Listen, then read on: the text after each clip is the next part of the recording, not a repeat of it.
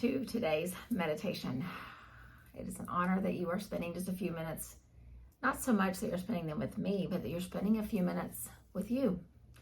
So let's find a place wherever you are, the home, the office, whatever your spot is that you've landed, and let's get comfortable. Remember, comfort has got to be number one. Our bodies have got to be in a position where we have the least amount of distractions possible. So sit in a way that feels good for you, or lie down, or lean back, or do something with the physical self so that you are comfortable. And as you settle into whatever physical space you're going to occupy for these few minutes, I invite you just to gently close your eyes. And as you close your eyes, start to notice how the breath is coming. How long and deep is the inhale? And how long and deep is the exhale? Don't judge the breath. Don't try to fix it or change it. Just notice it. Be a witness to the breath. Depending on what activity you've engaged in right before this time began, that will be mirrored in your breath. So again, don't judge it. Notice it.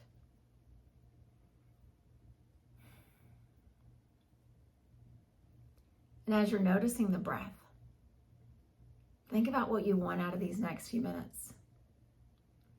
Do you show up just because of the stability and the commitment of the time? Do you show up for something personal, something emotional? Do you show up with a very specific intention? Or do you show up with just this open beginner's mind, waiting to see what is revealed? And then whatever the showing up is all about, let's honor that by beginning to shift the breath just a bit. So the next inhale, let's take it in nice and slowly, and filling ourselves up as much as we can. Honor it. And then exhale, just to slowly release it. Inhale again, slowly, completely. Honor the breath. Exhale. Let go of the stuff you don't need. One more time, breathe it in slowly. And then let it go. And as we're settling in, with those eyes gently closed and the body finding rest, and the breath growing a bit more steady with each one that comes and goes, I want to share with you just a quick story from an amazing storyteller. And his stories are so amazing because they are all based on true instances in his life that he was able to turn into lessons. And his name is Ajahn Brahm, and he's a Buddhist monk. And he tells a story about one day they were at almost like a professional development for their group. And they'd been working all day, and they'd been learning, and they'd been sitting and meditating and finding greater awareness. And they took a walk after the day's long session, and they found themselves along a beach. They looked out across the water, and it looked inviting and wonderful. And they all had these dark, heavy, kind of sweaty and hot monk robes on. And they looked at one another and thought, should we? But they were hot, and they were tired, and they wanted the refreshment of that beautiful water. So they took off their heavy monk robes, and they laid them on the beach and began to wade into the water. And it was wonderful. And they felt the refreshment of the water on their skin. They felt the breeze in their face. And all of a sudden, Ajahn tells the story about how he realized he was a little farther out than all the rest, because he thought the deeper I go, the better the water's going to feel. And he looked back, and the other monks were very far away. And all of a sudden, he began to feel a pull. And it was the pull of the undercurrent.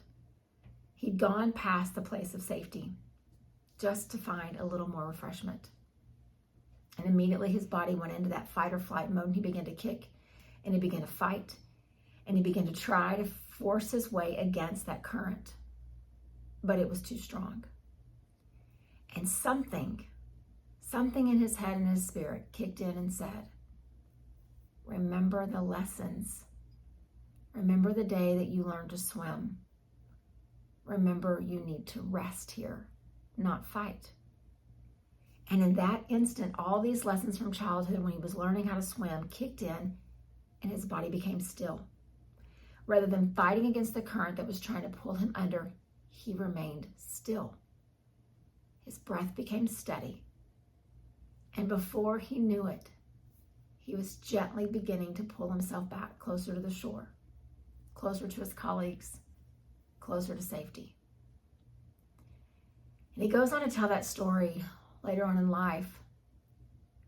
It was not about water and it was not about swimming that day. The story was about, when are we going to stop fighting against the things that are trying to pull us down? Because there are many. And like the pull of that undercurrent that day in the water, some of them are strong and overwhelming, and they feel like we can't win against them. But our meditation practice reminds us in those moments to remember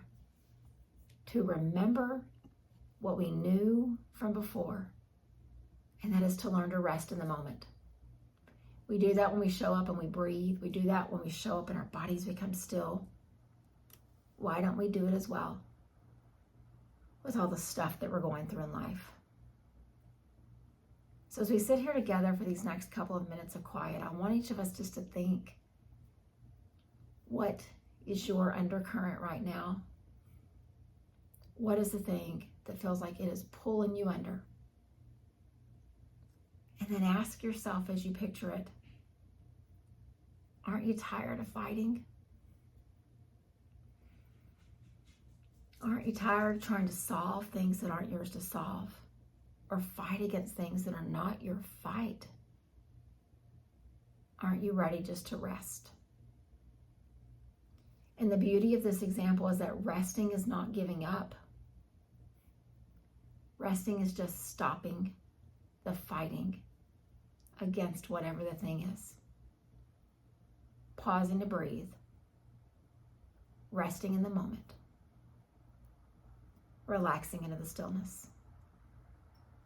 So let's do that now for these next couple of moments. Just you and the breath and the moment that is ours.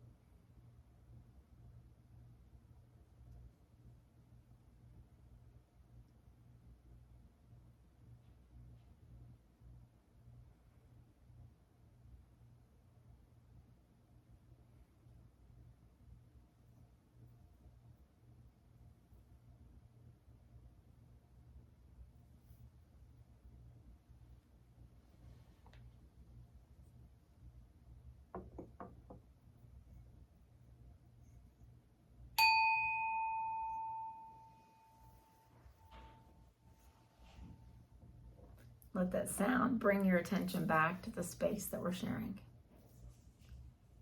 And I wish I could tell you that as we sit and we meditate together, that whatever that thing was you pictured, that by the time we open our eyes, it'll all be solved. That's not quite how it works. But rather, the moment that you spent reflecting on what that thing is that's trying to kind of pull you under, like that water was to him that day, we are now aware of it. We're aware, and we know that deep in our spirit, we don't want to fight against it anymore. And so my hope for each of us is that we will just stay open in the coming days to begin to see a clearer path out, the same way that as his body began to calm and he looked toward the shore, he was able to return to safety without harm. So take the stillness from just these few minutes that we've shared, the awareness of what each of our thing is, and then just be open see where the path becomes a little clearer, a little less dangerous, a little less hard on our hearts and our souls. And then you'll realize that learning to rest really was the solution. Fighting never was. Namaste.